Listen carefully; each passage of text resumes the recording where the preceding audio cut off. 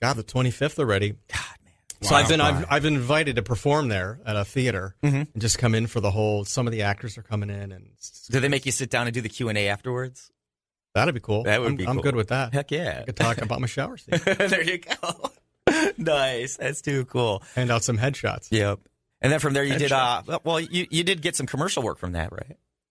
I got not from that, but it was so weird. I was trying to get in with a casting director in Pittsburgh, and I sent her a letter and all that, and we had 5 days off in the middle of shooting Shawshank, and I got called for an audition. So I drove to Pittsburgh 2 hours, get home, and she calls. She goes, "You got a call back." I go, "Oh, cool." I went back the next day, and then she said, "You were the director's first choice." And I booked a SAG commercial, and it was weird. We shot it right in the middle in those 5 days. I did that. I did Shawshank. It was great. Heck yeah. Add those credits. Perfect. Isn't it weird though? Because what I've been reading, I don't know if this is true or not, but Georgia, Atlanta, that's become the new Hollywood. All the movies are being produced there now. Supposedly in New Mexico, supposedly in Arizona. I mean, a little bit. Here's the thing. It's the problem is California stopped giving the big tax breaks. Okay. So everybody started to move everywhere else. Well, that's what I'm hearing. The Netflix studios, they have one in New Mexico now or something. Right. Yeah. Now they have the tax breaks. Mm-hmm. It's not the new Hollywood because, you have to have a hub of where most people are. Mm-hmm. But, they are branching out, but they're still using, the people in Hollywood to go and do this stuff because that's where the hub is. All right. Because now I'm starting to think, okay, if I want to be a Netflix artist, I'd move to New Mexico. You know what I mean? Right, but Netflix offices are in Santa Monica. Weird. In L.A. And they still shoot stuff in L.A., too. Mm. It's kind of you have, there's two CBSs in L.A. There's the network, and then there's CBS Studios, which is connected but unrelated. So CBS Studios is where they did Seinfeld. All it is a production hub. So all the other studios rent space from CBS studio lot. I had no idea because that's an NBC show on a CBS lot. Yeah. That's how it works. Warner Brothers, everybody. Now that's the oldest lot in LA. That was Republic Pictures in the 1920s where they did John Wayne's films, right? Yeah. So when I got married a few years ago, we actually had a reception on New York Street and had it lit like a film set. We had it catered, and that's New York Street from Seinfeld. In L.A. And it was so cool. I saw the pictures. I saw the pictures. Cool. Yeah. So that was a lot of fun. And then we were the other side of the studio is a parking lot that dips down, and that was the lagoon from Gilligan's Island. Oh, no kidding. That's awesome. That is so cool. And my old apartment in Studio City, a block away, is the Brady Bunch house. And it looks totally the same, right? Yeah. Well, it finally went up. Where they also film Price is Right, Studio City? That's not Studio City. That's the other CBS. Oh, okay. That's in Hollywood. All right, gotcha. All right. So, but I'm so confused. I know it is.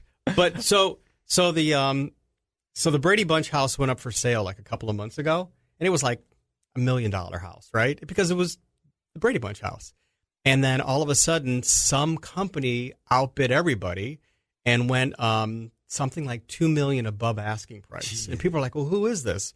Turns out it's HGTV. They bought it, and they're going to remodel it to look just like it did in the Brady Bunch from the 70s and probably sell it. So they're going to do a whole series just on that. Do they remember how it looked? You just watched the TV show, right? Ugly. I know. It's not nothing to aspire for right now. Yeah. No, not at all, right? But some people, they'd be into that. No. Yep. I know, right? Someone's going to do it. Anybody interested in living in a little house on the prairie cabin? I'll build you one. Right. No electricity, no running water. I can put one together for you. Here, $100,000. $100,000. Here, wear this hoodie, Unabomber. With $6 worth of material, I'm charging you $100,000. Man, I had no idea about that though. The Brady Bunch house. That's crazy. That is cool. I don't think I'd pay for that to live in a house that looks like the 1970s. Mm-hmm. Yeah, I know. No. The only difference there's the Jetsons, maybe. That would be cool, but that's in the future. Exactly. Anyway. You're doing one show tonight and one show tomorrow. Yes, 7 o'clock tomorrow. Okay, just want to make sure on that because all right, I always screw that up. It gets confusing. Yeah. Sometimes we make the call last second, it's not your fault. 629-9191, Vasani.net to make your reservations to see Pete George. And, of course, Italian food. Yep. Pasta night. Pasta night tonight, ladies and gentlemen. Man. I know I put you on the spot here. Do you have your menu up? Yes, I do. Yeah, we got chicken cordon bleu tonight. It's going to be stuffed with ham and Jarlsberg cheese, and then it's also covered in our Jarlsberg cheese sauce, served with linguine pasta and vegetables. Then we also have the pork scallopini marsala, which is thinly sliced pork, tenderloin, sautéed in extra virgin olive oil, finished with marsala wine sauce, and that also comes with pasta and vegetables. And then we have the grilled shrimp gorgonzola as well, with chef's homemade creamy gorgonzola sauce with 8 grilled shrimp and penne pasta. Man, that sounds... And then I believe Chef also talked about doing chicken Italiano again. We did it last week. That's going to be amazing as well. You got some sun-dried tomatoes in there, chicken, basil. It's fantastic. All right. Any special desserts this week? We have blackberry Cabernet sorbet, which is pretty new and people need to try out. All right. It's awesome. There's actual real wine inside the sorbet. You can get buzzed off the dessert. Yeah, right. I guess it's possible. Would you have to be 21 and over to have the dessert? No, not necessarily. That's what I'm wondering. By the way, and your voice is sounding raspy sexy again today. Thank you. Okay. He's been rapping. He's been working in the studio, my voice haven't has you? been destroyed. That's what happens when you're up all night with a baby. Yeah, that's you. It's the red tide. Is it really affecting the baby? know. Well, because you were out in Englewood, aren't you? Yeah, I am. I've been hearing a lot of bad stuff about Englewood right now as far as respiratory issues.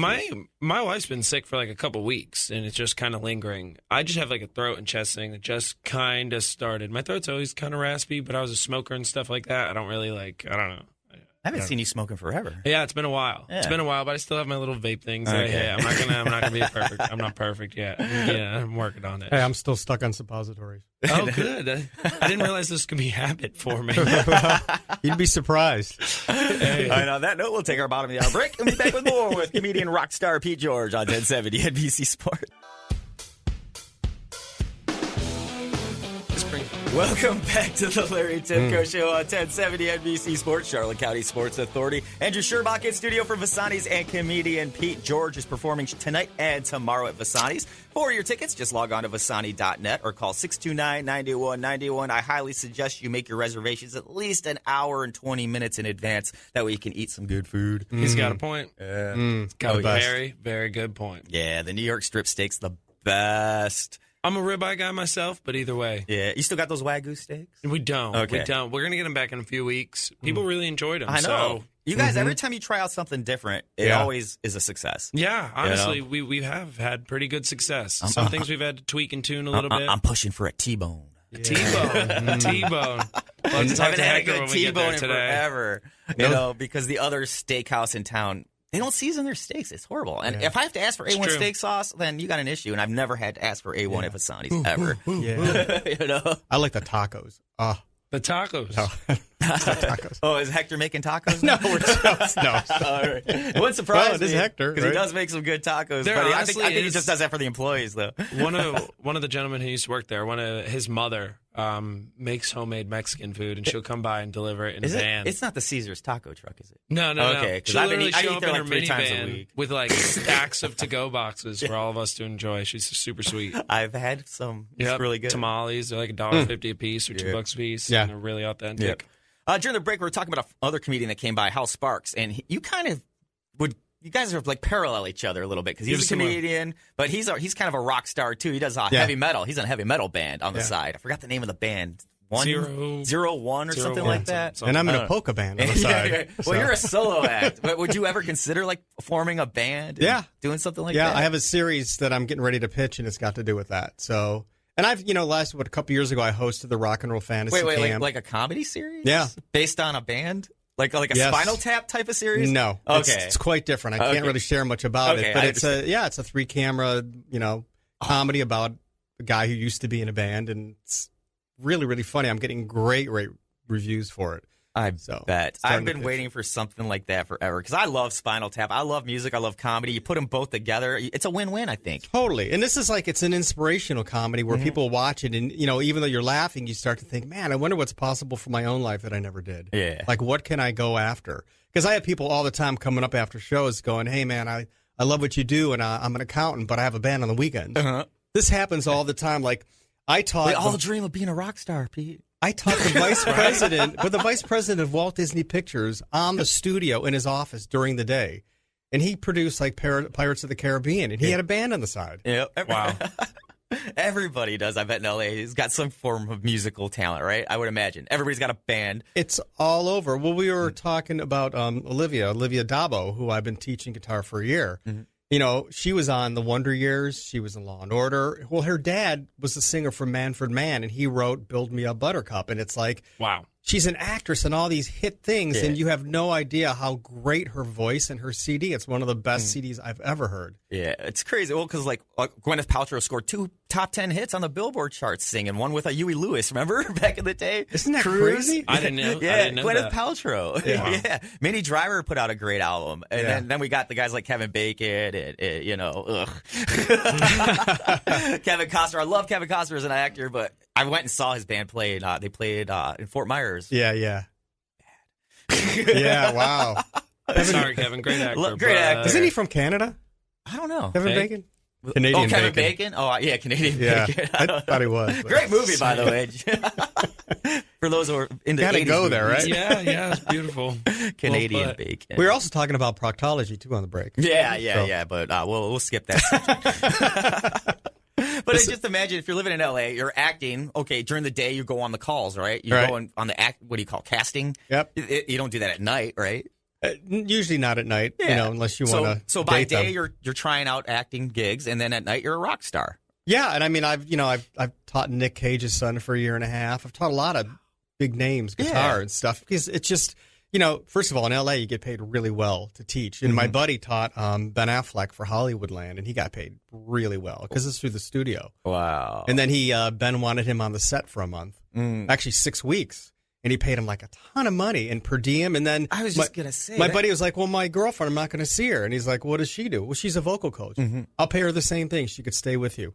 Right. Imagine how much you could have get paid teaching Joaquin Phoenix how to play guitar like Johnny Cash. Completely. You know, and that would have been easy, you know? Man, that new movie that's out right now, that remake, you know, with Star is Born. Star is Born. That would have been awesome. I bet you Bradley him. Cooper didn't know how to play guitar until that movie started. Probably not. You know?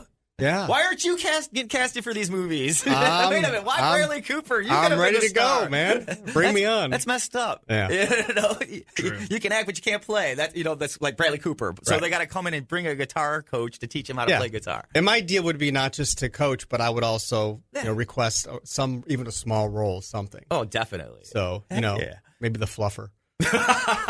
Job's a job. That's right, man. Hey, that's not in Hollywood, though. They really do that in Burbank, right? Hey, I'm already the headliner, so, you know. Here, Pete, take a seat on this couch. Right. Actually, a few years ago, I pitched a series at, where was it? At Disney with my 2 writing partners. And the 2 executives had never taken a pitch meeting before. It was crazy. They were more nervous than we were. So we walk in, and there's 2 chairs, and then there's this couch, and the executive goes, oh, well, we're going to sit in these chairs, and you 3 will be very comfortable on that couch. And I go, why does it pull out? And it was so tense. Like, nobody laughed for about 4 seconds, and everybody busted out laughing. I was like, oh, my God. See, rookies, I would have told them, okay, you have the contract ready, right? Right. And we're all lying there on this pull-out couch. Make these guys sign me to $1 million deal. They get fired, but hey, you're locked in. I'm good with that. Not my partners anymore. So. No doubt. You be selling merch this weekend? I do. I have the guitar pick necklaces, which we design and make. Sweet. And then I have these really cool red guitar necklace. It's a metal red guitar, but it's a flash drive with 4 of my videos on it. That's awesome. I'm surprised you don't do like a comedy guitar lesson DVD. Yeah, new twist. You know what? I was advertising a bit after shows that I do Skype guitar lessons too. Yeah. So. Well, because I remember like on QVC, you see the Keith Urban, learn how to play guitar. Yeah, exactly. God, he probably got Pete paid. George, custom made guitar. Right. Yeah. With 100 jokes. Right. He'll teach you how to play a little guitar, and then the guitar's like 8 inches long. All right. No doubt. Were you, as a child, inspired at all by Weird Al? So. Okay. Remember Dr. Demento? I do. Okay. You know what's so strange, though? Al Yankovic, right? Mm-hmm. Not related to the polka king, Frank Yankovic. Yeah, that is weird, too, because that's a whole other story. And my dad was the first accordion soloist in the Army at West Point. Yeah. That was his job, play the accordion. And after he joined, Frank Yankovic asked my father to be his other accordion player and go on tour. And he that is wild. So there's this whole connection, but... Years ago, I had to DJ a German polka party. and I did not know nothing about polka other than Weird Al's polka party. So I'm researching it, and Frank Yankovic came up, and I'm like, no, can't be the same guy. Yeah, I right. thought it was at the time, Yeah. but no, it was just weird coincidence. Yeah. I hope I never have to go to a polka party. They're actually not bad. I'm just dozens. Right. Nothing about that. It's a lot of drinking. Yeah. Really? Yeah, if you like Yeah. your wiener schnitzel, it's good. Yeah. Nice. What's the difference between a dead accordion player on the road and a dead squirrel on the road? The squirrel was on his way to a gig. Good one. Squirrels are hot topics this week. Yes, I've noticed that. They are. There was a